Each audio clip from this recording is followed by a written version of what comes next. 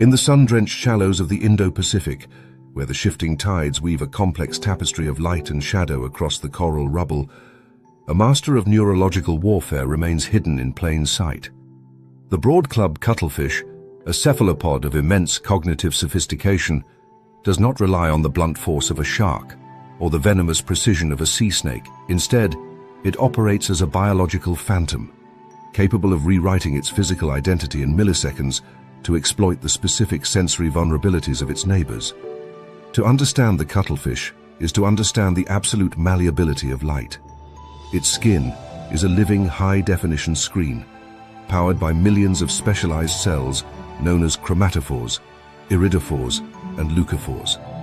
Chromatophores are essentially tiny sacs of pigment controlled by radial muscles under direct neural command, allowing the animal to expand or contract colors with a speed that exceeds the blink of a human eye. Iridophores and leucophores sit beneath these pigment sacs, acting as structural reflectors that bounce light back to create iridescent greens, blues, and silvers, or a pure, chalky white that mimics the surrounding calcium carbonate of the reef.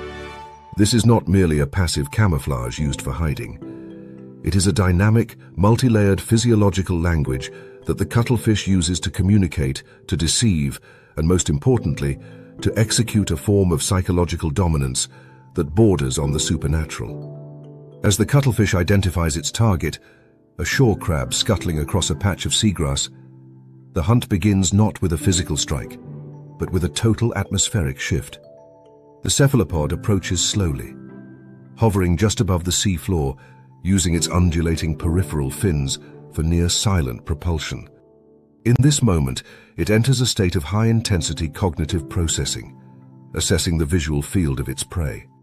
Because crabs possess compound eyes that are exceptionally sensitive to movement and high-contrast edges, the cuttlefish begins to deploy its strobe light tactic, a behavior technically known as a passing cloud display. By firing its chromatophores in a rhythmic, undulating sequence, the cuttlefish creates waves of dark pigment that wash over its body in rapid succession, moving from the rear of its mantle toward its head. This creates a visual illusion of constant fluid motion, even as the animal remains relatively still. To the crab, this is not just a confusing sight. It is a catastrophic failure of its sensory hardware. The crab's nervous system is evolved to track discrete movements and identify looming predators. But the rapid-fire, rhythmic strobing of the cuttlefish creates a biological version of a distributed denial-of-service attack. The sheer volume of high-contrast visual data flooding the crab's optic nerves overwhelms its processing centers, causing a total breakdown in defensive decision-making. This state of induced paralysis is the pinnacle of the mind game angle. The crab is not physically restrained, yet it becomes a prisoner of its own sensory limitations, frozen in a state of neurological shock as it stares into the pulsing hypnotic patterns of its killer. While the crab is locked in this trance, the cuttlefish undergoes a final terrifying transformation. It extends its two specialized hunting tentacles, which are kept tucked away in a pouch beneath its other 8 arms. These tentacles are marvels of biological engineering, capable of accelerating at rates that rival a fired projectile. The tips are covered in suckers and sensory receptors that can taste the prey even before the strike is completed.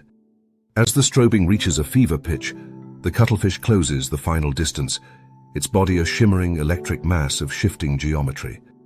The crab, whose brain is still struggling to reconcile the flickering waves of light with the physical reality of the predator, fails to trigger its primary escape reflex, the rapid backward flick of the tail that would usually propel it to safety. Instead, it remains motionless, a victim of a sophisticated psychological hack that has effectively turned off its survival instincts. Beyond the hunt, the cuttlefish's mastery of light serves a vital role in its complex social hierarchies and reproductive strategies, where the stakes of psychological warfare are equally high. During the breeding season, large males must defend their chosen females from a constant influx of sneaker males. Here, the cuttlefish displays a level of deceptive intelligence that is nearly unparalleled in the invertebrate world. A male caught between a female and a rival will often split its body coloration down the middle. On the side facing the female, It displays vibrant, pulsating courtship patterns to signal its fitness and intent.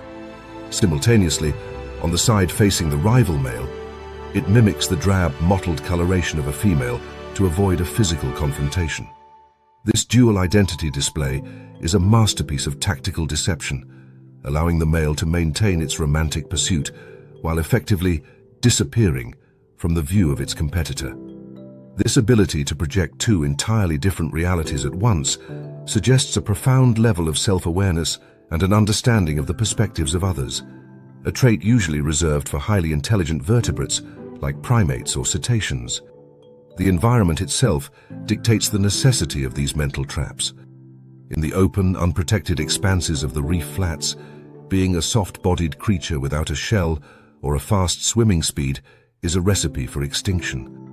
The cuttlefish has evolved to turn its vulnerability into its greatest strength by weaponizing the very light that reveals it. Every aspect of its physiology, from its W-shaped pupils that allow for high-contrast vision in murky water to its complex brain-to-body mass ratio, is geared toward this singular goal of environmental and psychological manipulation. Its brain is remarkably large for a mollusk, with highly developed lobes dedicated to visual processing and motor control of its skin. This allows the cuttlefish to not only match the color of a background, but also its texture. By using specialized skin muscles called papillae, it can transform its smooth skin into a jagged, thorny surface that perfectly mimics the rough edges of a rock or the soft fronds of a sea fan. It is a three-dimensional illusionist, a creature that survives by convincing the world that it is something or nothing else entirely. As the hunt concludes and the cuttlefish retracts its tentacles, pulling the stunned crab toward its sharp, parrot-like beak, the strobing patterns cease instantly. The animal settles onto the sand and, within a fraction of a second, melts back into a mottled brown and tan pattern that is indistinguishable from the surrounding sediment. The mind game is over, and the predator returns to its state of invisible surveillance. This cycle of hypervisibility and total erasure defines the life of the trance master. It is a reminder that in the deep, the most effective weapon is not a claw or a tooth, but the ability to seize control of an opponent's mind. The cuttlefish does not just live in the ocean, it curates it, bending the laws of optics and the limits of biology to its will, ensuring that in the silent, swirling theater of the abyss, the master of the trance always takes the final bow. In the frigid, steel-gray waters of the North Pacific, the concept of the apex predator is redefined not by the presence of teeth or speed, but by the strategic application of psychological pressure. The orca, or killer whale, is a masterpiece of evolutionary engineering, possessing a massive brain capable of complex social bonding, cultural transmission, and a sophisticated understanding of acoustics. To most inhabitants of the ocean, the sound of an orca is a death knell, a series of high-frequency clicks, whistles, and pulsed calls that can travel for miles. These sounds are the foundation of their echolocation, a biological sonar system that allows them to see through the murk by interpreting the echoes of their own voices. However, when the target shifts from schools of salmon to the highly sensitive ears of marine mammals like harbor seals or Doll's porpoises, the orca engages in a form of silent warfare that weaponizes the prey's own defensive instincts against it. This is a transition from an active hunter to an acoustic ghost, where the absence of sound becomes a more terrifying weapon than the loudest roar. Marine mammals have evolved to be hyper-attuned to the specific frequencies used by orcas. A harbor seal resting on a jagged ice floe or a rocky outcrop is constantly monitoring the underwater soundscape. The moment it detects the rhythmic clicking of a resident pod, it knows to remain grounded. The mind game begins when the orca pod identifies a target and collectively decides to go completely dark. They cease all echolocation and communication, entering a state of total acoustic stealth. For the seal, this silence is not comforting. It is a psychological vacuum. The animal knows the predators are in the area, but without the ping of sonar to track their location, the seal is forced into a state of debilitating hypervigilance. This is the fear of the unknown in its purest biological form. The seal's nervous system is flooded with cortisol as it scans the surface. Its whiskers, or vibrissae, detecting the minute pressure changes in the water, yet its primary warning system has been neutralized. By refusing to provide the prey with information, the orca forces the seal to make a move based on pure, unadulterated panic. The physiological toll of this psychological siege is immense.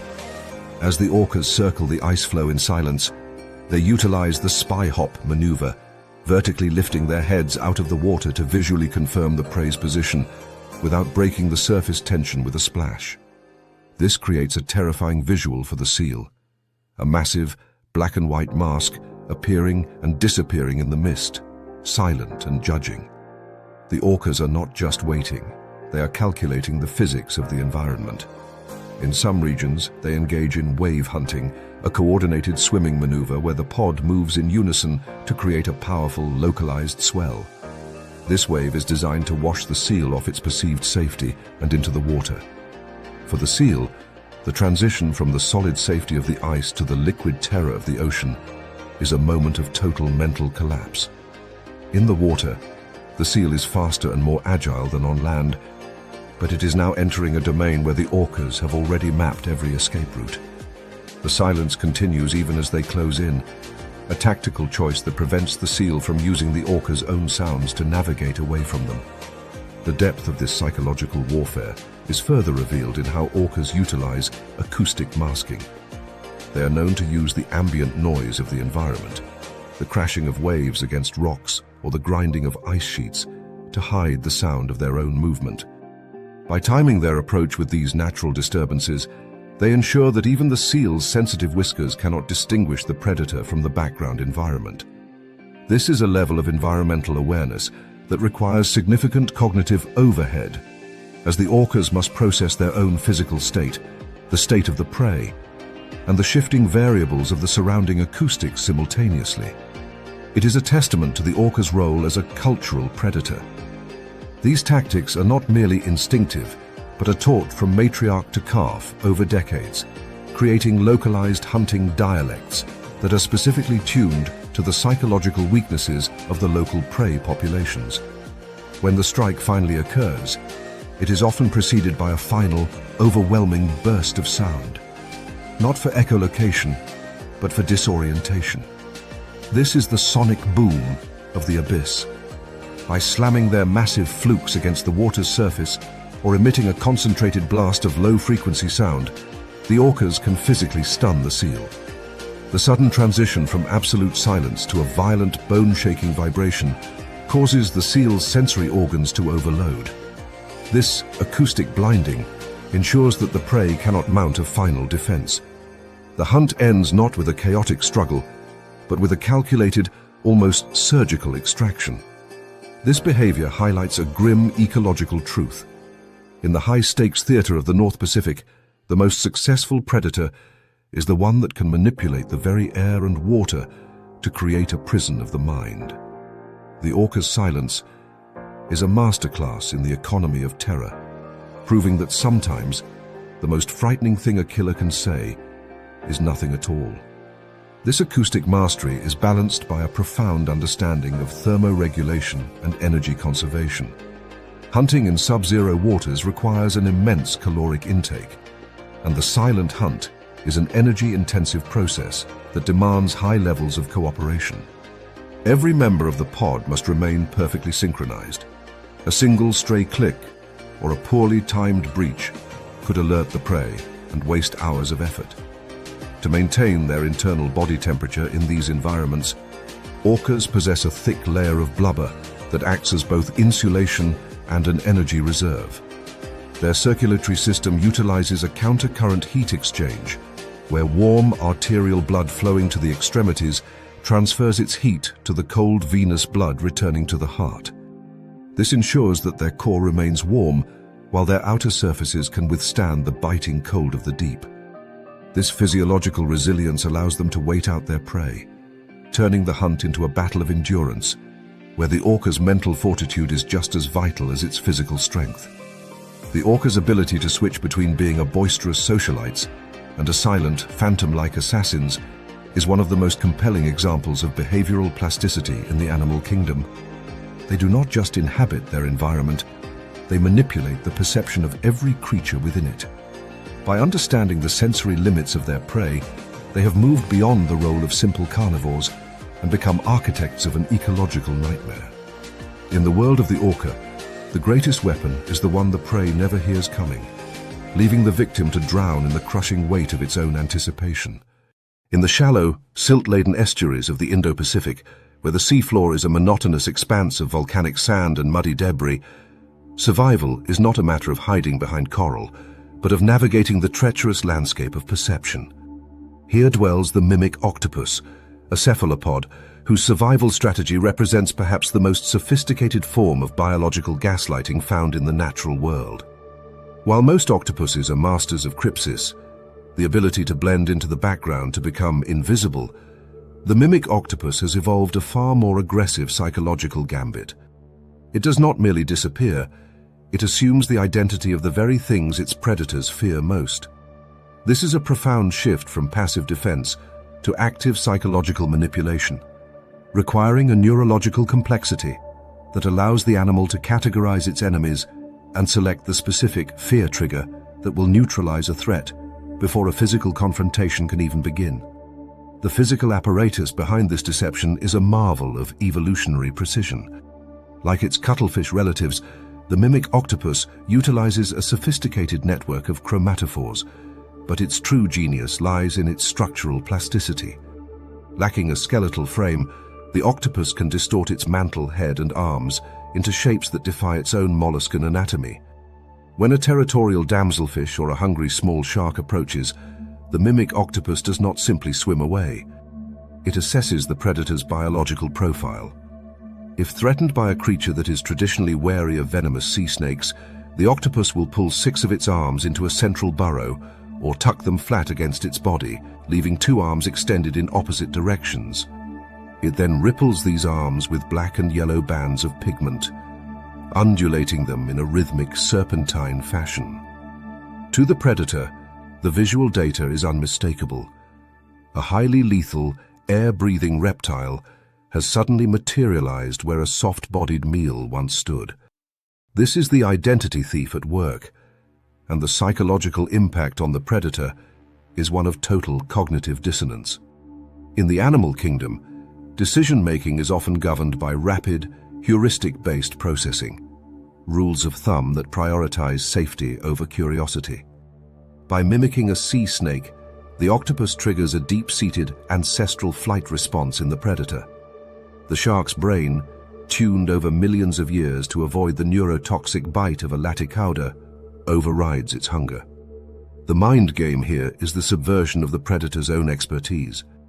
The hunter, who believed it had found a vulnerable target, is suddenly forced to reevaluate its entire surroundings.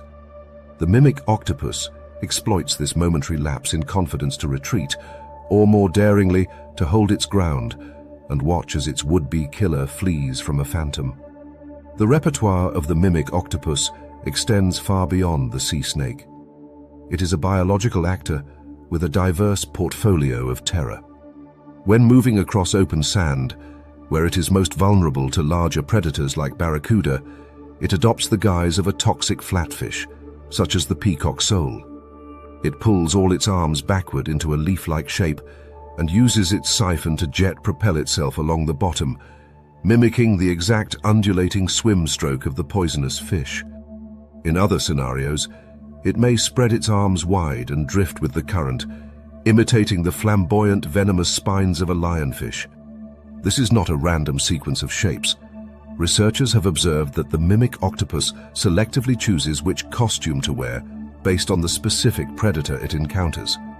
This suggests a level of cross-species psychological awareness, a theory of mind, where the octopus understands what its enemy sees and, more importantly, what its enemy fears. The ecological dynamic of this behavior reveals a fascinating truth about the nature of truth itself in the abyss. The mimic octopus survives in a dishonest signaling niche. In most biological interactions, signals are honest. A brightly colored frog is genuinely toxic, and a growling dog is genuinely prepared to bite. The mimic octopus breaks this social contract of the reef. It thrives by injecting false data into the ecosystem's communication network. This creates a ripple effect of paranoia among predators. In areas where mimic octopuses are common, predators may become more hesitant even when encountering the real venomous animals, as the signal-to-noise ratio of the environment becomes compromised. The octopus is not just saving its own life, it is degrading the reliability of the entire visual language of the sea. From a physiological standpoint, the energy required to maintain these elaborate ruses is significant. The octopus's brain must constantly monitor its own posture, color, and texture, while simultaneously tracking the movement of a threat. This requires a highly decentralized nervous system. 2/3 of an octopus's neurons are located in its arms, meaning each limb possesses a degree of local intelligence. While the central brain makes the executive decision to become a sea snake, the arms themselves manage the fine-tuned undulations and pigment shifts required to make the illusion convincing. This allows the octopus to process complex environmental data without the lag that would occur if every signal had to travel to a single central processor. It is a biological distributed network, optimized for high-speed psychological warfare. The survival of the mimic octopus is a testament to the power of intelligence over raw power. In a world of crushing pressures and razor-sharp teeth, the most effective armor is a lie. By becoming an identity thief, the octopus turns the entire ocean into a hall of mirrors. It forces its enemies to fight ghosts and flee from shadows, proving that the most twisted psychological tactic is to make your opponent believe that their own eyes are their greatest enemy. The abyss is not just a place of physical danger, it is a landscape of mental traps, where the creature that controls the narrative, no matter how small or soft, ultimately dictates the terms of survival. In the crystalline waters of the Indo-Pacific reefs, the sea snake exists as an evolutionary paradox, a land-derived reptile that has mastered the liquid medium. Species like the yellow-lipped sea crate are among the most venomous creatures on the planet, possessing a neurotoxic cocktail designed to shut down the respiratory systems of their prey in minutes. Yet, despite this chemical supremacy, the sea snake remains vulnerable during its long foraging bouts. Its primary defense, the bite, is located at the end of a long, slender neck, leaving the vast majority of its body exposed to ambush from behind. Large groupers, sharks, and birds of prey are well aware of this vulnerability, often targeting the tail or the midsection to avoid the lethal fangs. In response, the sea snake has evolved a false head strategy, a form of anatomical gaslighting that exploits the predatory instinct to strike the brain first. This tactic is a masterclass in baiting, turning the predator's own tactical calculations into a death sentence. The mind game of the false head is rooted in visual mimicry and behavioral deception. The tail of many sea snake species is not tapered like that of their terrestrial cousins. Instead, it is flattened into a paddle-like shape for propulsion, and in many cases, its color pattern and movement mirror the head with unsettling accuracy. When a sea snake probes into deep crevices or coral rubble in search of small fish, its actual head is buried and defenseless. To compensate, the snake elevates its tail and begins to move it in a slow, exploratory fashion that mimics the investigative searching of a head. To an overhead predator, the visual information is contradictory. The head, the tail, is moving and alert, while the tail, the actual head, is hidden. This creates a psychological trap. If the predator chooses to strike what it perceives as the vulnerable, non-venomous end, it unknowingly commits to the end that is purely sacrificial. This is the fatal error of the abyss. The moment a predator strikes the tail, the sea snake's primary sensory system is unaffected.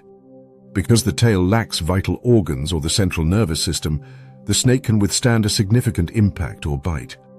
More importantly, the strike provides the snake with the one thing it needs most, the exact location of its attacker. While the predator is preoccupied with its non-vital target, the real head swings around with explosive whip-like speed.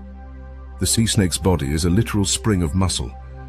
By anchoring the tail in the predator's mouth or the surrounding coral, it can launch its head toward the attacker's face or gills.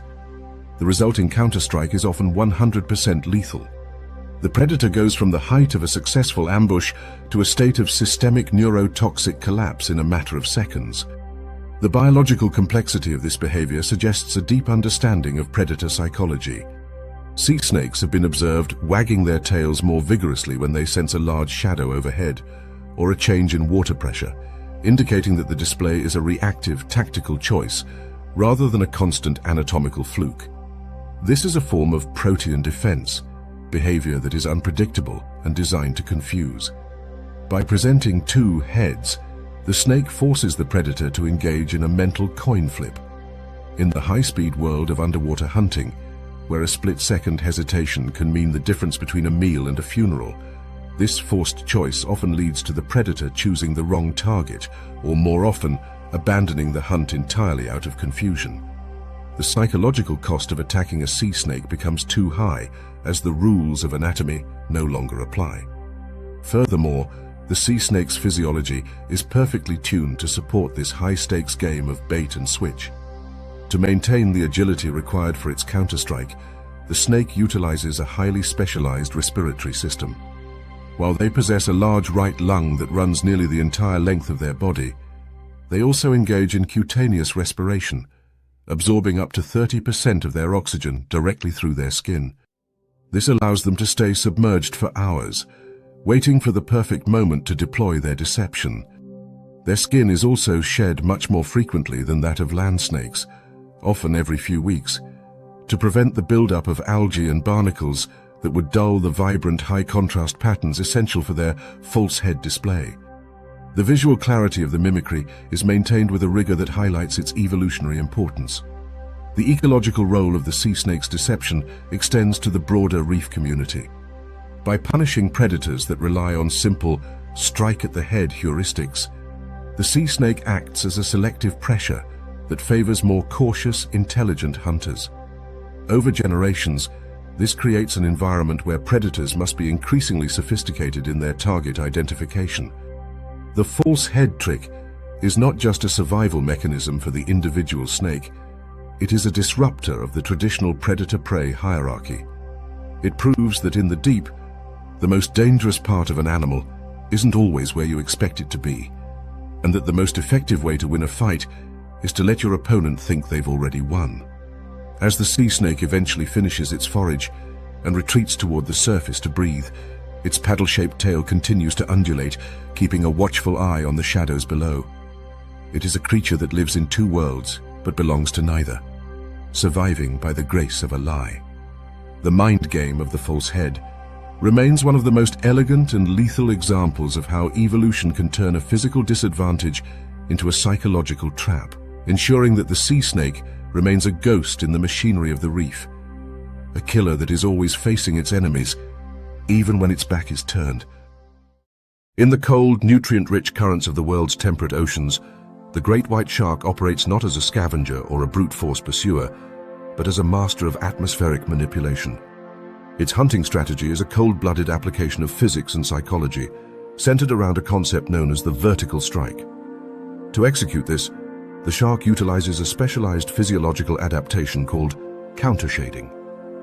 Its dorsal side is a dark, slate gray that mimics the murky depths of the ocean floor, while its ventral side is a stark, snowy white that blends into the sunlit surface when viewed from below. This is more than just a hide-and-seek color palette.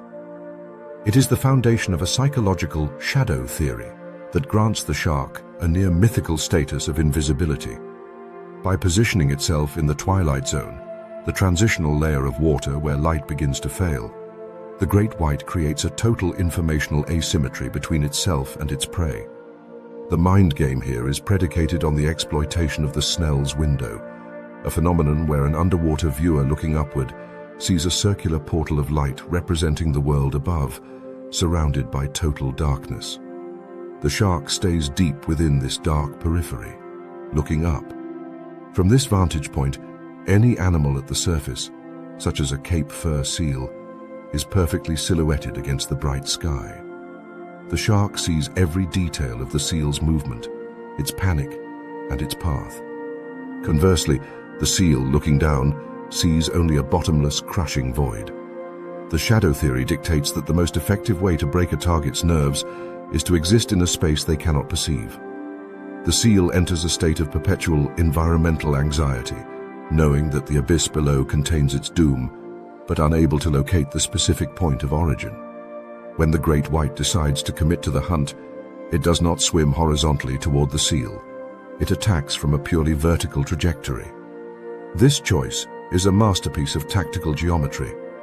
By swimming straight up from the darkness, the shark minimizes the amount of time it spends in the prey's visual field. For the seal, the shark doesn't approach, it simply appears. The transition from a silent silhouette to several tons of muscle and serrated teeth happens in less than 2 seconds. This creates a psychological shock so profound that it often bypasses the prey's flight response entirely. The victim is not just physically overwhelmed, it is cognitively paralyzed by the sudden eruption of reality into a space that, moments ago, was empty water. Beyond the strike, the great white's anatomy supports this shadow theory through a process called regional endothermy. Unlike most fish, which are ectothermic and slave to the water's temperature, the great white can keep its stomach, brain and muscles up to 14 degrees Celsius warmer than the surrounding sea. This is achieved through the rete mirabile, a complex of closely intertwined veins and arteries that capture metabolic heat. This thermal advantage is critical for psychological warfare. It allows the shark to remain incredibly active and mentally sharp in the dark, cold depths where its prey's metabolism and reaction times are beginning to slow down.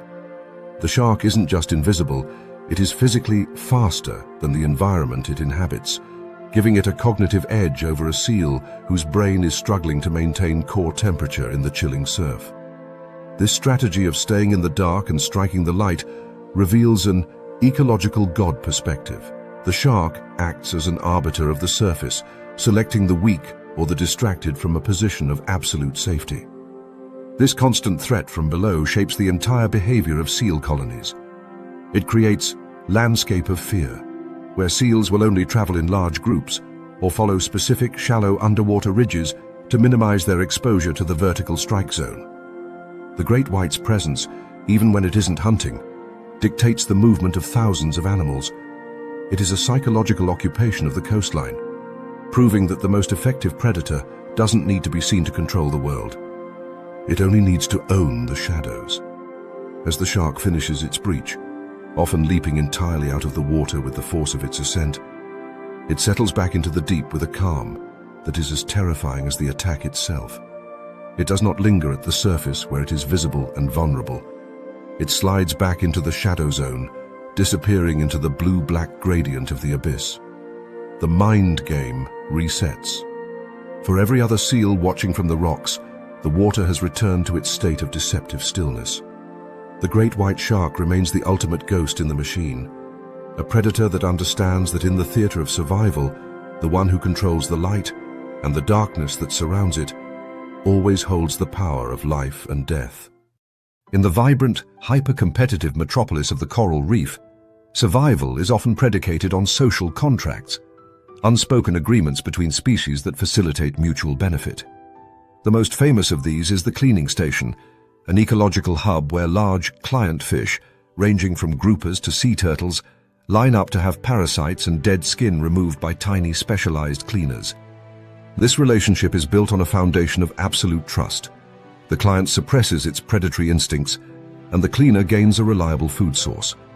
However, this sanctuary of cooperation provides the perfect cover for a sinister psychological exploit, the false doctor tactic. While many species of angelfish are honest participants in the reef's economy, certain mimics, most notably the blue-striped fang blenny, which expertly mimics the juvenile cleaner angelfish or the blue-streak cleaner rasa, utilize this trust to execute a calculated betrayal that turns a moment of healing into a traumatic assault. The mind game of the betrayal is a sophisticated exercise in social engineering. The mimic has evolved to mirror the exact color palette, body shape, and even the signature dance of the legitimate cleaner. To a client fish, which may be suffering from the irritation of crustacean parasites, the sight of the mimic's blue and black stripes is a signal of relief. The client enters a state of physiological vulnerability. It flares its gill covers, opens its mouth wide, and settles into a trance-like stillness, essentially powering down its defensive systems. This is the moment the mimic has been waiting for. Instead of gently picking off a parasite, the fang blenny uses its specialized, oversized incisors to tear a literal chunk of healthy flesh or scales from the client's body. The psychological impact is a violation of trust that resonates across the reef's social network. This is not merely a physical wound, it is a tactical disruption of the reef's hierarchy. After a betrayal, the client fish experiences a state of heightened agitation and cleaner paranoia. Research has shown that fish that have been bitten by a mimic become significantly more hesitant to visit legitimate cleaning stations, even when their parasite load is dangerously high. The false doctor creates a psychological tax on the entire community. The mimics are essentially taxing the honest cleaners by degrading the reputation of the service. In response, legitimate cleaners have had to evolve even more complex honesty signals, such as providing high-quality massages with their pectoral fins to reassure nervous clients. The angelfish mimics have forced the evolution of a customer service industry based on the constant threat of psychological trauma. The biological mechanics of the mimic are as specialized as its behavior. To ensure it can escape the inevitable retaliation of a suddenly very angry client, the fang blenny possesses a unique physiological defense. Its bite is often accompanied by an opioid-like anticoagulant venom. This venom does not kill. Instead, it causes a sudden drop in the victim's blood pressure and potentially induces a localized numbness or a temporary state of lethargy. This chemical gaslighting gives the mimic the few seconds it needs to dart back into the safety of a coral crevice before the client even realizes it has been robbed.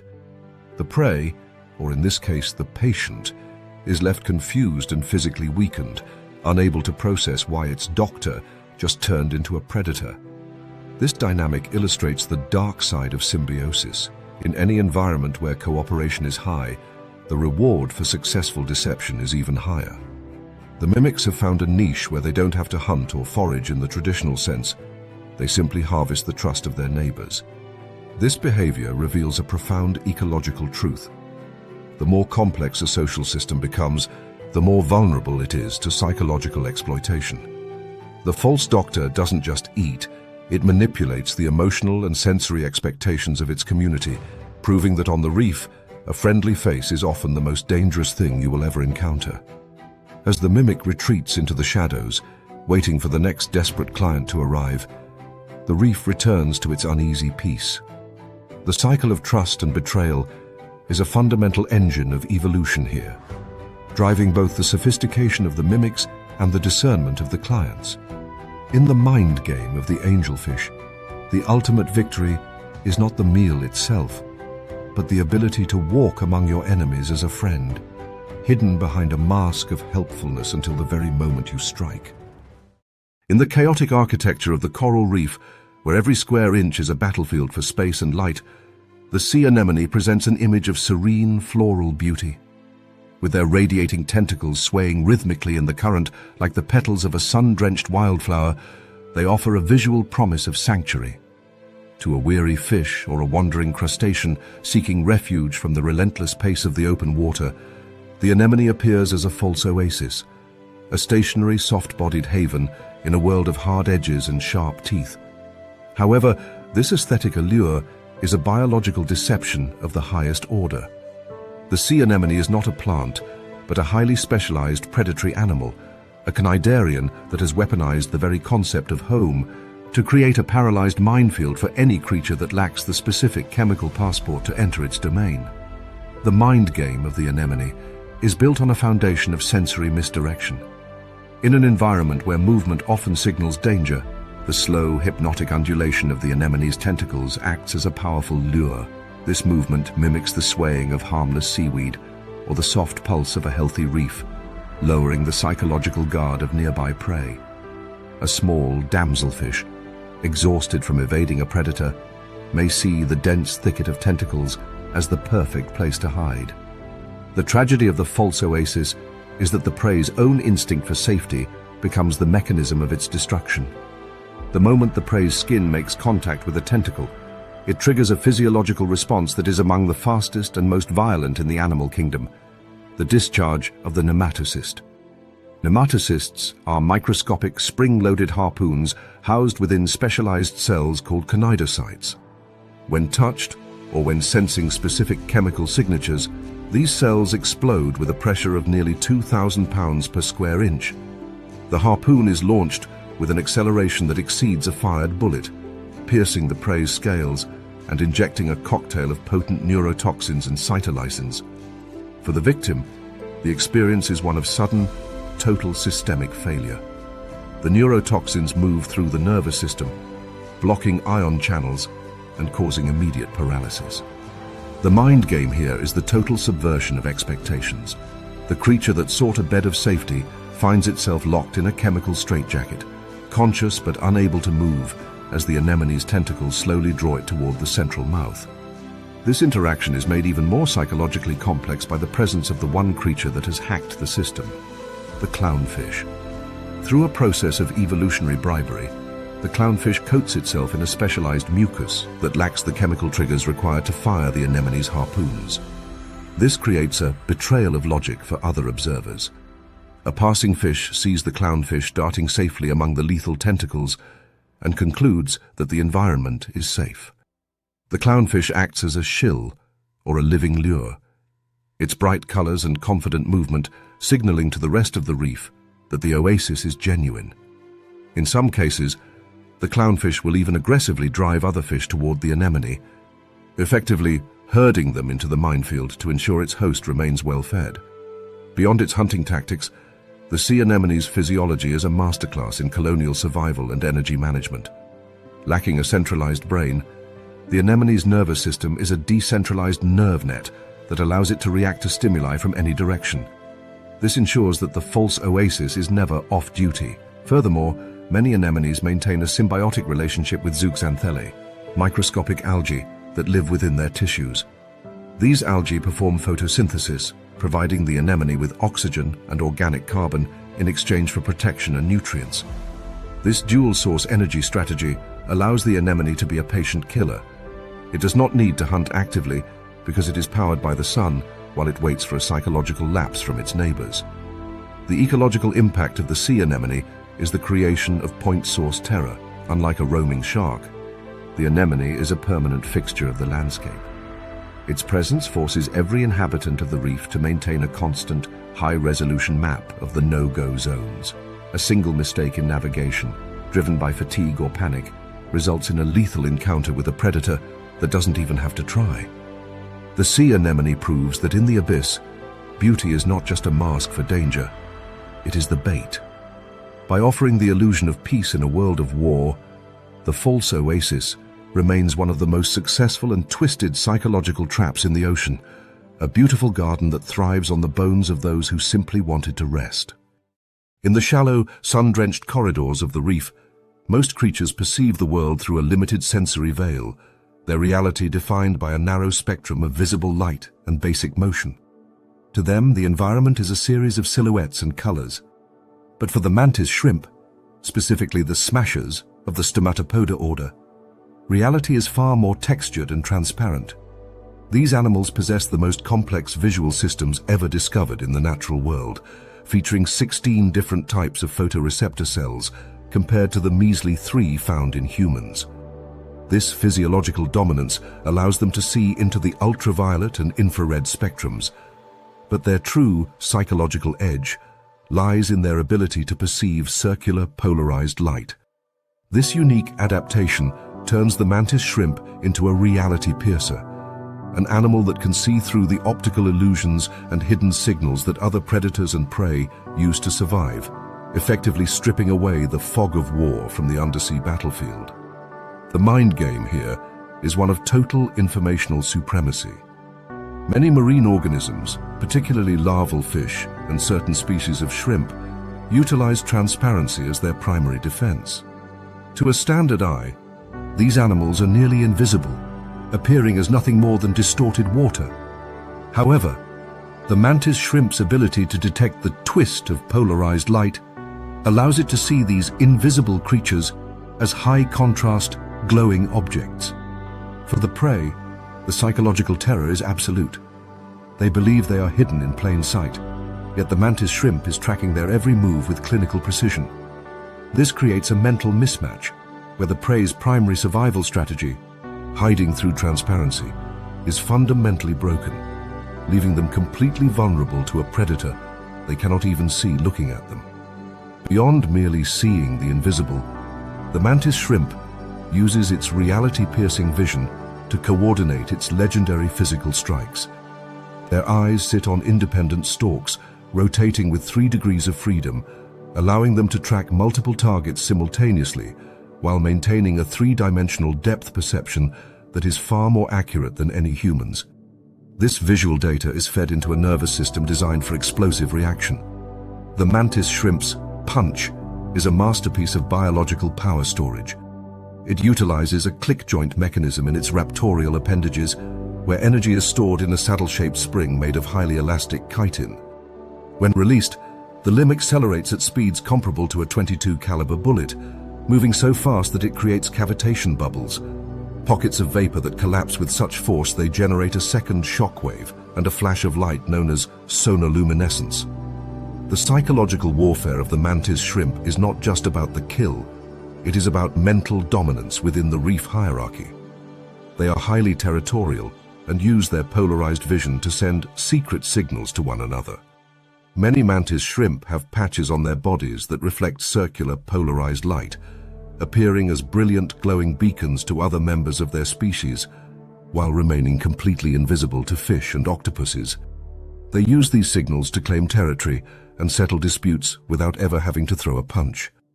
By communicating on a frequency that no one else can hear or see, they maintain a private, high-stakes network of intelligence that ensures they are always one step ahead of the common inhabitants of the reef. Physiologically, the mantis shrimp is a tank of the abyss.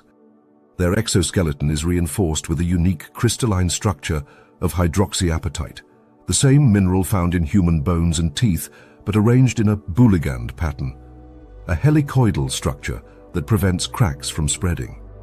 This armor allows them to withstand the incredible recoil of their own strikes and the retaliatory attacks of armored prey like crabs and snails.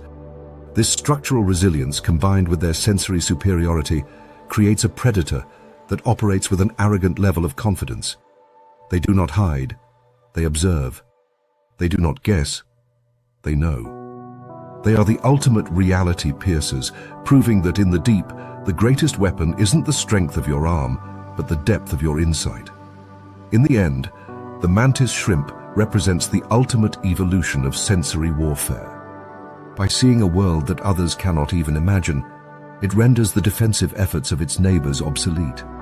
It is a reminder that reality is a subjective experience, and in the mind game of the ocean, the one who sees the most truth is the one who survives the longest. The mantis shrimp doesn't just live in the reef. It deconstructs it, pixel by pixel, until there is nowhere left for its prey to hide from the crushing reality of the strike. In the vast blue wilderness of the open ocean, the concept of a safe haven is entirely fluid. For pelagic fish like sardines and mackerel, survival is found in numbers. By clustering together in massive shoals, they utilize a strategy known as predator swamping, where the sheer volume of targets makes it difficult for a hunter to focus on a single individual. However, the common dolphin and its relatives have evolved a method of acoustic and behavioral manipulation that turns this defensive strength into a psychological prison. This is the formation of the panic bait ball, a phenomenon where dolphins act as aquatic sheepdogs, using synchronized movement and a terrifying wall of sound to strip thousands of fish of their individual agency, reducing a highly organized school to a singular, trembling mass of sensory overloaded prey. The mind game begins with the deployment of acoustic warfare. As the dolphin pod locates a school of fish, they don't simply charge in. They begin a process of acoustic herding. Dolphins possess a highly developed melon, a fatty organ in the forehead that acts as an acoustic lens, focusing their clicks and whistles into a concentrated beam of sound. By emitting high-frequency pulses in a rhythmic, coordinated fashion, the dolphins create a perimeter of noise that the fish are biologically programmed to avoid. For the fish, the sound isn't just a warning. It is a physical sensation. The intense vibrations can be felt through their lateral lines, the sensory organs running down their sides that detect pressure changes. The dolphins essentially build an invisible, vibrating fence of sound that shrinks the world of the fish second by second. As the perimeter tightens, the dolphins transition into a state of kinetic intimidation. They swim in high-speed, circular patterns around and beneath the school, flashing their white underbellies. This creates a strobe effect, similar to that of the cuttlefish, but on a massive scale. The fish at the edge of the school find themselves trapped between the physical threat of the dolphins and the acoustic wall behind them. In their panic, they push toward the center of the school for safety. This is the centripetal trap. The denser the school becomes, the more the fish's ability to maneuver is compromised. They are no longer a school moving with a shared purpose. They are a bait ball, a self-crushing sphere of meat, where the fish in the center are literally suffocated by the bodies of their peers, while those on the outside are left exposed to the predators. The psychological toll on the fish is a state of total cognitive lock-in. In a bait ball, the fish lose their flight response because there is nowhere to fly to. The wall of sound emitted by the dolphins is so overwhelming that it interferes with the fish's ability to process external stimuli. They enter a state of sensory saturation where they stop reacting to individual predators and simply hover in a daze of collective terror. This is the moment the dolphins, and often the sharks and seabirds that join the fray, begin their surgical strikes. Because the fish are so tightly packed and mentally shattered, the dolphins can simply swim through the mass and pick off individuals with minimal effort. The panic bait ball is the ultimate expression of how intelligence can weaponize the very instincts that are supposed to keep a species safe. Physiologically, the dolphins are perfectly adapted to maintain this high-energy siege. They are capable of sustained high-speed swimming thanks to their fusiform body shape, which minimizes drag, and their unique skin, which features microscopic ridges that reduce turbulence. Their respiratory system is optimized for rapid gas exchange, allowing them to surface, take a single breath, and dive back into the fray within seconds. This physical stamina is paired with a level of social coordination that is nearly unique among non-primates. They use signature whistles, unique vocal identifiers, to stay in constant contact with their teammates, ensuring that the acoustic fence never has a gap. They are not just hunting, they are managing a resource with the precision of a military unit. The panic bait ball illustrates a grim law of the open sea. When the environment offers no cover, your own teammates can become your greatest liability. The dolphins don't just eat the fish. They break their collective spirit, turning a coordinated defense into a disorganized heap of panic. It is a reminder that in the mind game of the abyss, the most effective way to capture 1,000 hearts is to make them all beat with the same terror. The dolphins remain the undisputed masters of the open water theater, proving that with enough sound and the right strategy, you can make the entire ocean feel like a cage. In the nocturnal theater of the coral reef, the transition from day to night triggers a fundamental shift in the rules of engagement. As the sun dips below the horizon, the vibrant, visual-heavy world of the day gives way to a landscape dominated by chemosensory predators, hunters that navigate not by sight, but by the invisible trails of scent molecules drifting in the current.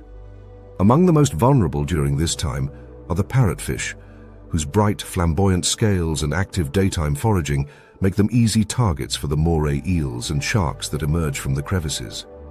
To survive this nightly onslaught, the parrotfish has developed one of the most remarkable examples of biological erasure in the animal kingdom. The secretion of a translucent, mucus-based ghost cocoon that effectively deletes the fish from the sensory map of the abyss. The mind game of the parrotfish is a form of passive psychological warfare based on the concept of total sensory nullification.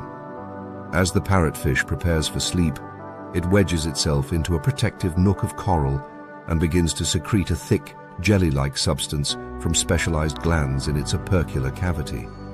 Over the course of 30 to 60 minutes, it weaves a bubble that entirely encompasses its body. This is not a physical shield, it is an olfactory one. In the deep, a predator like a moray eel relies on its incredibly sensitive nares, nasal passages that can detect a single molecule of prey scent in millions of gallons of water. By trapping its own scent within the mucus bubble, the parrotfish creates a void. To an eel swimming inches away, the parrotfish simply does not exist. It has become a ghost, a physical object that lacks a chemical signature. This tactic exploits the binary reality of nocturnal predators.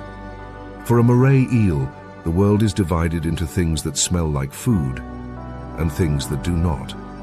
By neutralizing its scent, the parrotfish forces the eel into a state of cognitive blindness. The eel may physically brush against the mucus bubble, but because the bubble lacks the chemical trigger for an attack, the predator's brain fails to categorize it as a meal.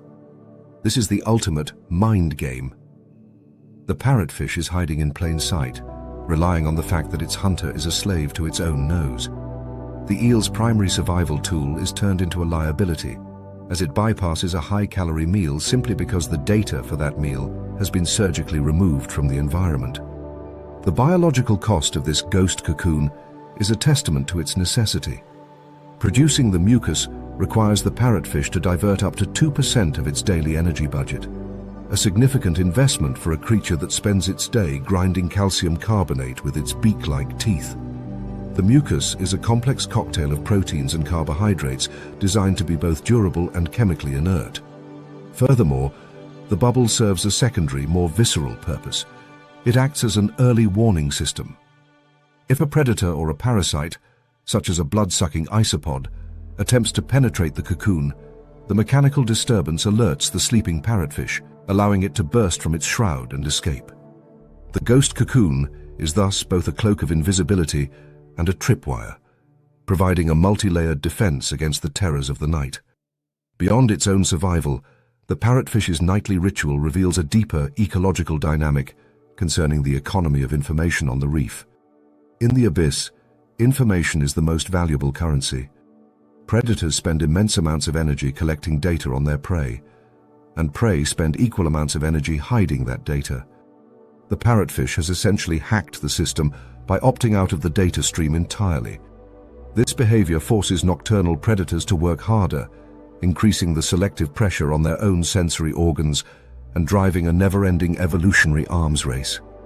The ghost cocoon is a reminder that in the mind game of survival, the most powerful move is sometimes to simply stop playing, to withdraw from the world until the danger has passed. As the first light of dawn begins to filter through the water column, the parrotfish wakes and simply swims out of its cocoon, leaving the transparent remains to be consumed by scavengers or dissolved by the current. It returns to its role as a vibrant gardener of the reef, its identity restored. But for those few hours of darkness, it was the master of a silent, psychological victory. By understanding the sensory limitations of its enemies and weaponizing its own biology to exploit them, the parrotfish proves that the best way to win a fight is to ensure it never begins. It remains the ultimate phantom of the reef, a creature that survives by being the only thing the abyss cannot find. In the rigid hierarchy of the coral reef, the prevailing law is typically one of absolute individualism. Every creature is an island of self-interest, and the concept of cooperation is usually limited to members of the same species or a parent and its offspring.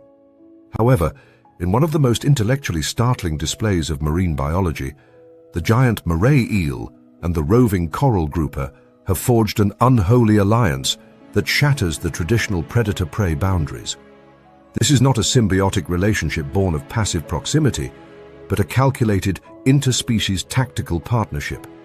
It represents a mind game of dual threat logistics, where two predators with diametrically opposed hunting styles combine their strengths to create a no-win scenario for their prey, effectively breaking the psychological rules that reef fish use to stay alive. The mind game begins when the coral grouper, a high-speed open-water hunter, finds its prey has retreated into the impenetrable labyrinth of the reef's interior.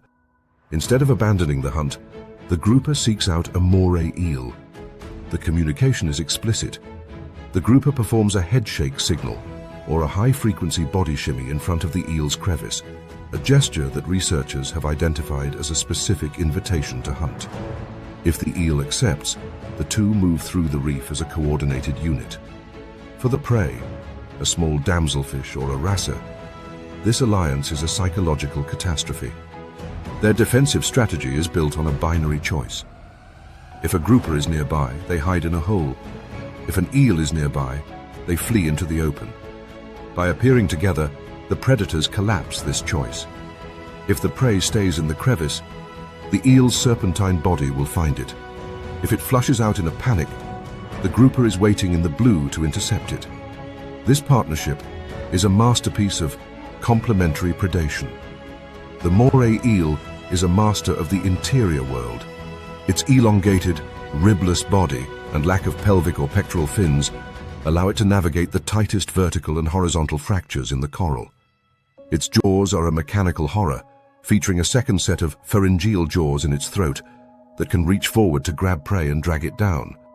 The grouper, conversely, is a master of the exterior, using its powerful tail for explosive bursts of speed. By working together, they eliminate the prey's safe zones. The mind game here is the total erosion of the prey's sanctuary.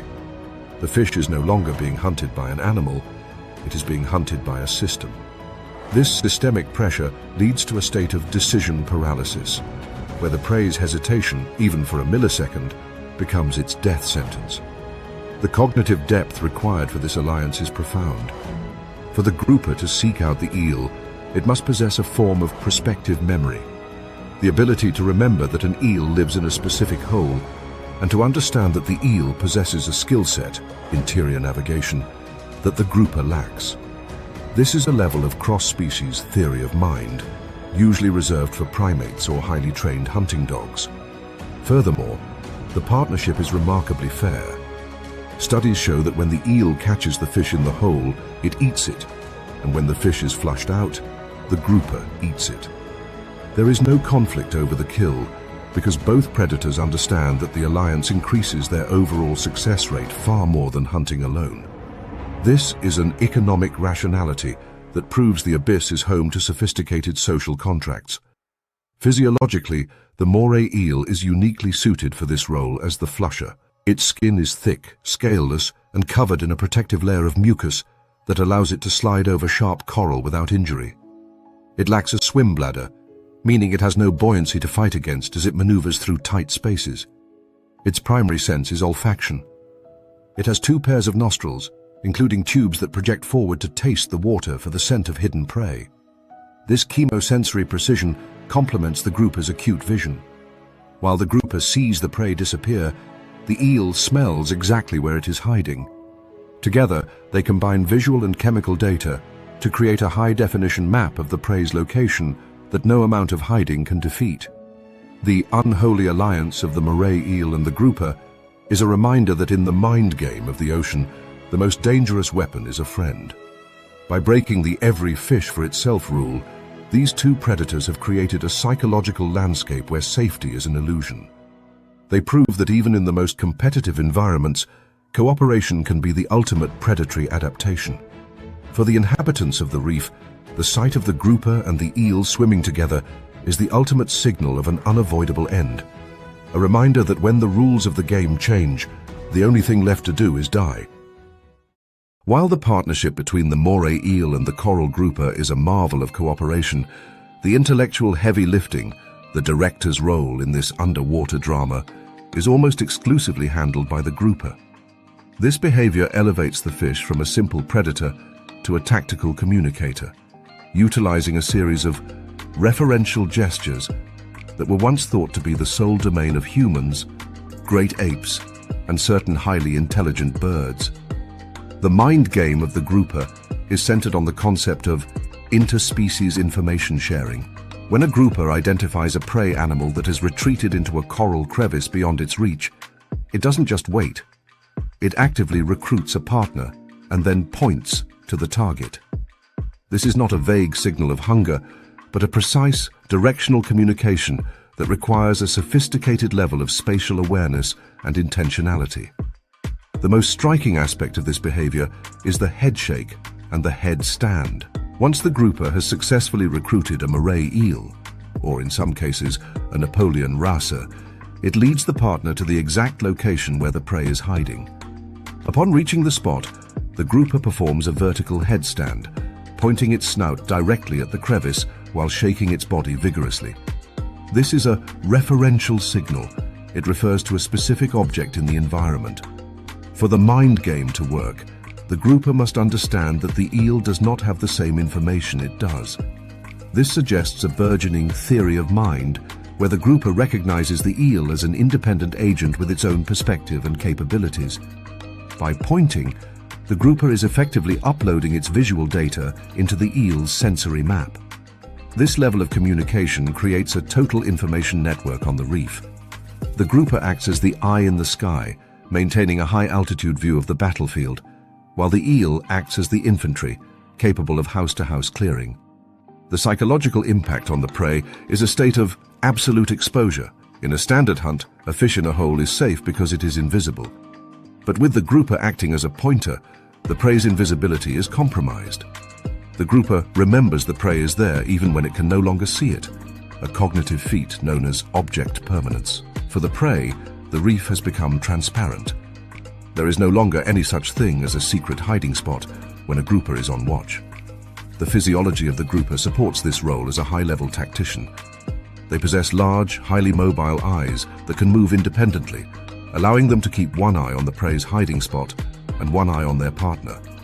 Their brain-to-body mass ratio is relatively high for reef fish, particularly in the areas of the telencephalon associated with complex learning and social behavior. This neural hardware allows the grouper to evaluate the performance of its partners. Studies have shown that groupers are selective cooperators.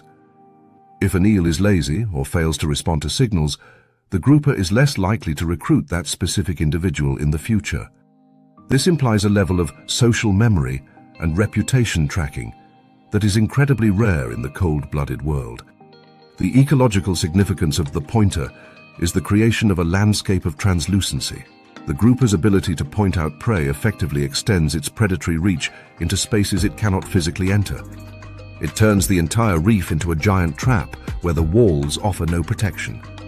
This behavior forces a higher level of psychological resilience in prey species, as they can no longer rely on simple physical barriers for survival. The grouper proves that in the mind game of the abyss, the most powerful tool isn't a faster tail or a bigger mouth. It is the ability to communicate a complex idea across the species barrier, turning an accidental neighbor into a lethal coordinated weapon. As the hunt concludes, the grouper often remains at the site for a few moments, as if checking the work of its partner. There is no aggression between the pointer and the flusher. The contract has been fulfilled. The grouper then returns to its patrolling, its eyes constantly scanning for the next opportunity to manipulate the environment. It remains the information broker of the reef, a creature that survives by knowing more than its enemies and sharing that knowledge with the right allies at the right time. In the world of the grouper, silence is a choice, and a simple shake of the head is enough to rewrite the fate of every creature in the coral.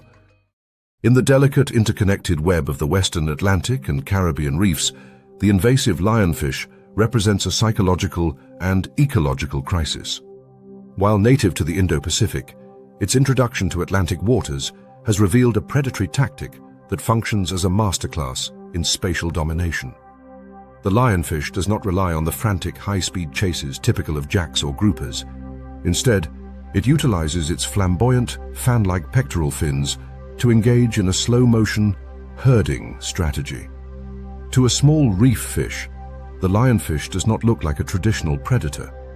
Its disruptive coloration, alternating bands of maroon, white, and black, breaks up its silhouette against the complex backdrop of the coral, while its long, venomous spines create an imposing, multi-directional threat profile. This is the funnel of dread, a psychological trap where the prey is not chased, but managed into a corner from which there is no escape. The mind game of the lionfish is built on the exploitation of confined space psychology. When a lionfish identifies a target, it spreads its massive pectoral fins to their fullest extent, creating a visual barrier that occupies a significant portion of the prey's field of vision. It then begins a slow, rhythmic approach, undulating its fins to create a gentle but persistent forward pressure. The prey, faced with this encroaching wall of spines, naturally swims away from the center of the lionfish's body. However, the lionfish uses its fins like riot shields, subtly tilting them to steer the prey. By blocking off escape routes one by one, the lionfish funnels the victim toward a reef wall, a crevice, or the seafloor. The prey isn't experiencing a sudden fight or flight spike. It is experiencing a slow-mounting claustrophobia as its world literally shrinks. This is a form of non-consensual guidance.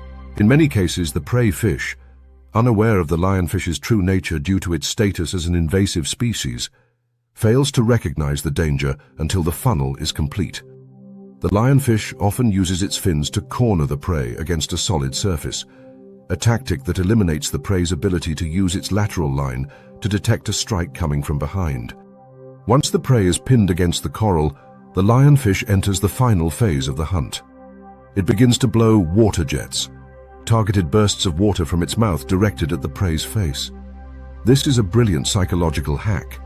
The jets confuse the prey's sensory organs and force it to turn its head toward the lionfish, essentially making the victim stare down its own death.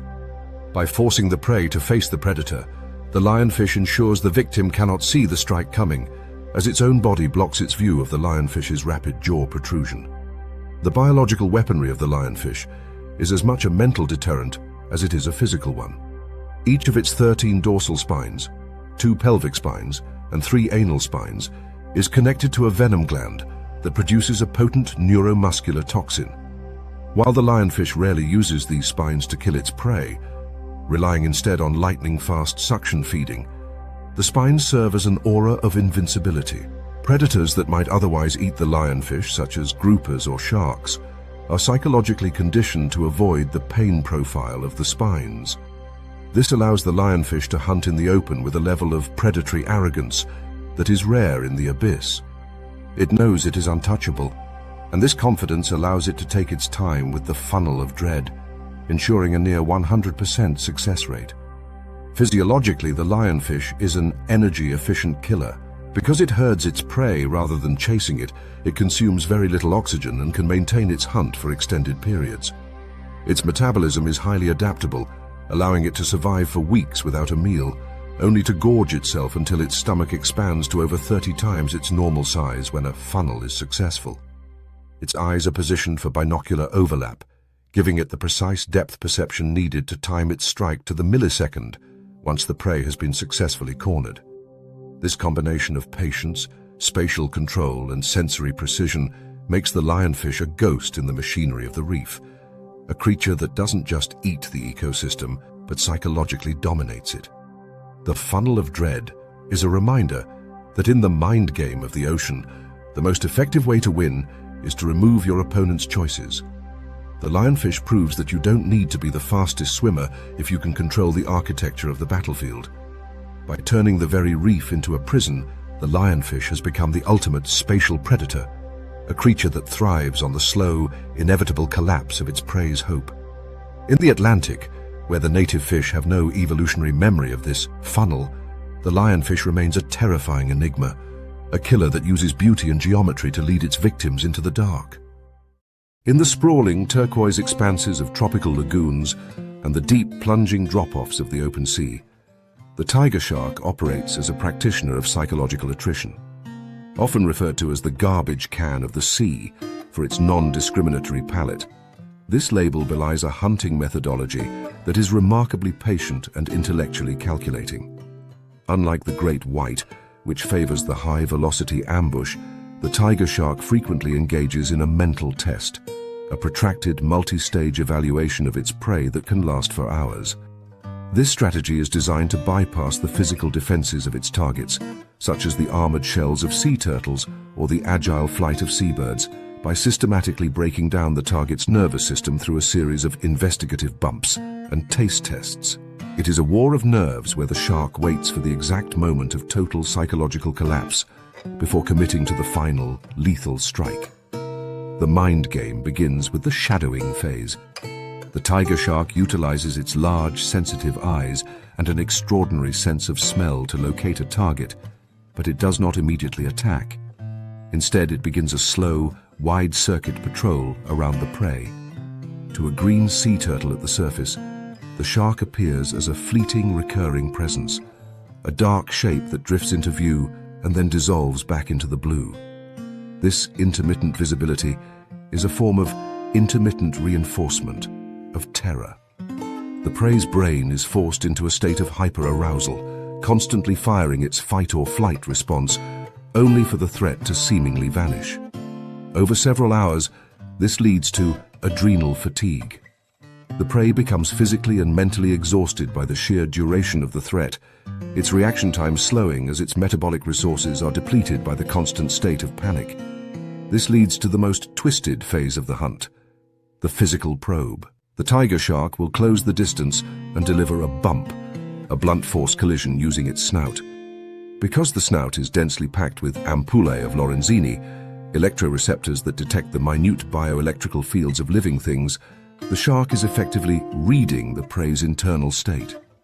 It can sense the frantic heart rate and the muscle tremors of the exhausted target.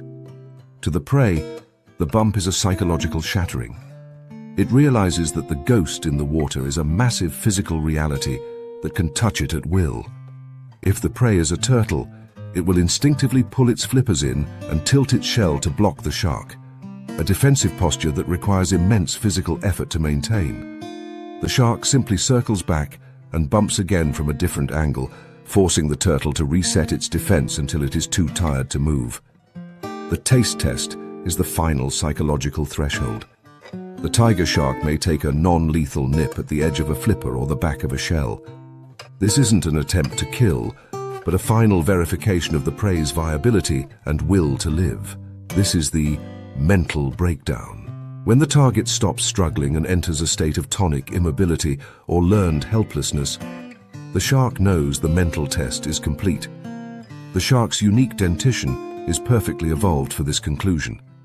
Its teeth are coxcomb-shaped, short, broad, and heavily serrated with a distinct sideways notch. This structure allows the shark to use a sawing motion. As it bites, it shakes its head laterally, allowing the teeth to shear through bone and thick turtle shells with the efficiency of a mechanical saw. The transition from the slow, investigative test to the violent, mechanical execution is absolute. Physiologically, the tiger shark is built for this low-intensity warfare. Its large, asymmetrical caudal fin provides high lift and maneuverability at slow speeds, allowing it to hover and circle with minimal energy expenditure. It possesses a nictitating membrane, a third protective eyelid that slides across the eye during the final strike, ensuring that even a desperate, thrashing prey cannot damage its most vital sensory organ. Furthermore, its metabolism is exceptionally efficient, allowing it to spend hours testing a single meal without the risk of starving itself. The tiger shark is the ultimate patient predator, proving that in the abyss, the most effective way to break a shield is to first break the spirit of the one holding it. The mental test of the tiger shark serves as a grim reminder that in the mind game of the ocean, time is a weapon. The shark doesn't need to be faster than you, it only needs to be more patient than your fear. By turning the hunt into an endurance trial, it proves that the most sophisticated armor in the world, a turtle's shell, is useless if the mind inside it has already surrendered. The tiger shark remains the undisputed master of the long game, a predator that understands that the path to the stomach always begins with the total occupation of the victim's mind. In the cold, productive waters of the high latitudes, the humpback whale executes a hunting strategy that transforms the ocean into a chamber of vibrational terror. While many baleen whales are passive filter feeders, the humpback is a proactive tactician, utilizing a combination of bubble net feeding and sonic bombardment to capture massive schools of herring and krill. This is not merely a physical rounding up of prey. It is a systematic sonic disorientation that uses low-frequency sound to vibrate through the very physiology of the target, causing a total breakdown of the prey's spatial orientation and collective intelligence. To a herring, the whale is not just a predator, it is an environmental cataclysm that renders the laws of physics and biology unrecognizable. The mind game begins with the acoustic chorale. A group of humpbacks will dive deep beneath a school of fish and begin to emit a series of feeding cries, intense, high-volume vocalizations that can reach up to 180 decibels. These are not the haunting, melodic songs associated with mating. These are jagged, percussive blasts of sound designed to trigger the startle response in fish. Because sound travels 4 times faster in water than in air and with far less attenuation, these cries hit the fish like physical blows. The low-frequency waves resonate within the fish's swim bladder, the gas-filled organ used for buoyancy, causing it to vibrate violently. This creates a sensation of internal chaos, where the fish feels its own body shaking from the inside out, leading to a state of total sensory overload. As the fish are reeling from the sonic assault, the whales deploy the bubble net. One whale, the lead architect, swims in a shrinking circle while releasing a continuous stream of air from its blowhole. This creates a rising curtain of shimmering silver bubbles. To the fish, the bubbles are an impenetrable physical and visual barrier. The mind game here is the creation of a false boundary. The fish are biologically hardwired to avoid solid objects, and the wall of bubbles, paired with the deafening cries from below, creates a psychological no-go zone. The fish are driven upward and inward into the center of the bubble cylinder. In their panic, the school's natural coordination collapses. They stop acting as a cohesive unit and become a disorganized, hyper-compressed mass of flesh, trapped in a vertical funnel of their own making. The physiological toll on the prey is absolute. In the center of the bubble net, the fish experience a phenomenon known as acoustic stunning. The intensity of the sound waves can actually impair the fish's lateral line system, which they use to detect the movement of their peers and stay in formation. Deprived of their primary sense and physically shaken by the vibrations, the fish enter a state of kinetic coma. They remain at the surface, shimmering and motionless, as if paralyzed by the sheer impossibility of their situation. This is when the whales rise from the depths with their mouths agape, their pleated ventral grooves expanding to allow them to engulf thousands of gallons of water and stunned prey in a single earth-shaking lunge. The hardware behind this sonic disorientation is a marvel of evolutionary specialization. Humpbacks possess a massive larynx, though they lack vocal cords. They produce sound by shifting air between their lungs and a specialized laryngeal sac. This allows them to generate immense acoustic power without losing air, enabling them to maintain the sonic wall for the duration of the hunt. Their baleen plates, made of flexible keratin, act as a mechanical sieve, trapping the fish while allowing the water to escape. This combination of high-tech acoustics and low-tech filtration ensures that the humpback remains the ultimate mass-scale predator, a creature that doesn't just hunt individuals, but psychologically dominates entire populations. The sonic disorientation of the humpback whale is a reminder that in the mind game of the abyss, sound can be as lethal as a tooth. By weaponizing the physics of the ocean, the humpback turns the prey's own biology against it, proving that when the very water begins to scream, there is nowhere left to hide. The bubble net is the ultimate ghost trap, a prison made of air and sound that remains one of the most sophisticated examples of collective intelligence and psychological manipulation in the natural world.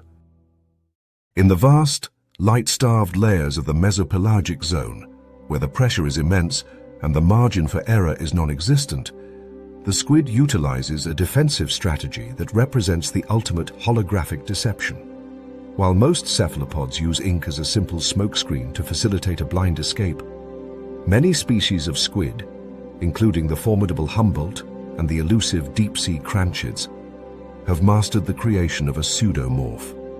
This is not a dissipating cloud of black liquid, but a structured, coherent mass of ink and mucus that mimics the exact size, shape, and even the sensory signature of the squid itself. This ink clone is a masterpiece of tactical diversion, a psychological gambit that forces a predator to commit its limited energy and lethal intent to a shadow, while the actual animal vanishes into the dark. The mind game of the pseudomorph is built on the exploitation of predatory momentum.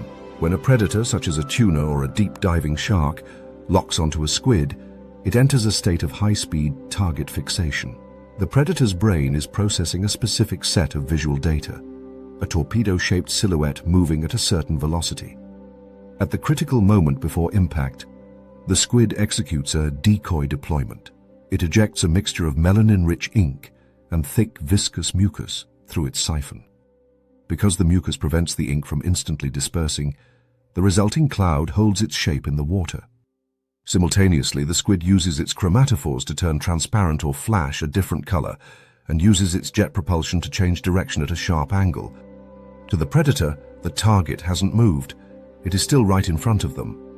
This is the holographic trap. The predator strikes the pseudomorph with full force, only to find itself swimming through a bitter, chemically offensive cloud of nothing. The psychological impact is one of total disorientation. The predator has expended a massive burst of energy on a ghost. Furthermore, the ink is not just a visual deterrent, it is a chemosensory attack.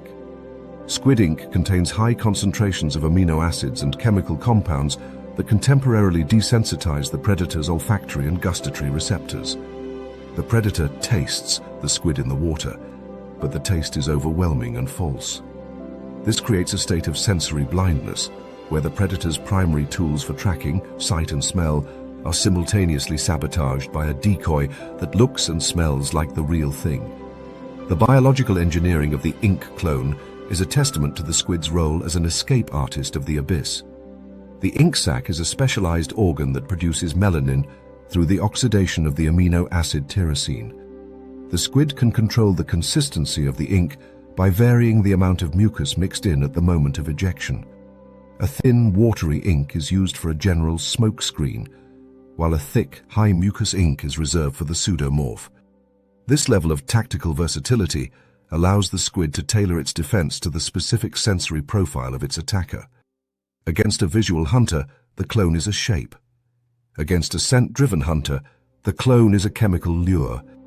This multimodal deception ensures that the squid remains one of the most difficult targets in the ocean to successfully capture. Physiologically, the squid is built for this bait-and-switch existence. Their bodies are masterpieces of hydrodynamics, featuring a mantle that acts as a powerful muscular pump for jet propulsion. Their nervous system includes giant axons, nerve fibers of immense diameter, that allow for near-instantaneous signal transmission from the brain to the muscles. This allows the squid to deploy its ink clone and accelerate to top speed in a fraction of a second, a reaction time that is significantly faster than that of most vertebrate predators. This neural edge is what makes the mind game possible. The squid can create and abandon its own identity faster than a predator can process the change. The ink clone of the squid serves as a final, profound lesson in the psychological warfare of the deep. In a world where everyone is looking for you, the best way to survive is to be in two places at once. By creating a physical lie, the squid proves that the most effective shield is a shadow. It remains the ultimate phantom of the abyss, a creature that lives by the grace of a counterfeit, leaving its enemies to choke on a memory while it slides back into the safety of the dark. The pseudomorph is the final bow in the ocean's most twisted theater, a reminder that in the deep, the only thing more dangerous than what you can see is what you think you see. The 16 strategies explored in this journey through the deep reveal a fundamental truth about the evolution of life in the ocean. The most significant battles are not fought with the strength of the jaw or the speed of the fin, but within the neural pathways of the adversary. From the sunlit surface to the crushing darkness of the midnight zone, the abyss is a cognitive landscape where information is the ultimate currency and perception is the primary target. We have witnessed a world where hunters become invisible through silence, where prey becomes invincible through deception, and where the very rules of social cooperation are weaponized to facilitate betrayal. This is not a random collection of survival instincts, but a sophisticated, multi-layered theater of psychological operations that has been refined over hundreds of millions of years. The mind games of the ocean demonstrate that intelligence is not a linear ladder with humanity at the summit, but a diverse array of specialized tools designed to solve the problem of existence. The ability of a grouper to communicate with an eel or a cuttlefish to hack the visual cortex of a crab suggests that the capacity for theory of mind, the understanding that another creature has its own thoughts, fears, and sensory limitations, is a widespread and essential adaptation. In the high-stakes environment of the deep, where a single error leads to extinction, the pressure to outthink the opponent has driven the development of nervous systems that are as complex as they are alien. As we reflect on these 16 masters of manipulation, we see that the ocean remains the ultimate laboratory for the limits of biology. the funnel of dread, the ghost cocoon, and the pseudomorph are all evidence that nature values the lie as much as the truth. Survival in the abyss requires a creature to be more than just a biological machine. It must be an architect of reality, capable of constructing a world of shadows and illusions to protect its own spark of life. The psychological warfare of the deep reminds us that we share this planet with intelligences that perceive a reality far more textured and terrifying than our own. A world where the only thing more dangerous than the predator you can see is the one that has already convinced you it isn't there. The story of the ocean's mind games is an ongoing epic, with new tactics and psychological exploits being discovered as we push the boundaries of our own technology into the dark. It is a reminder that the greatest mysteries of the natural world are not found in distant galaxies, but in the silent, cold depths of our own blue planet. In the end, the master of the abyss is not the one with the sharpest teeth, but the one who can best navigate the treacherous, shifting currents of the mind.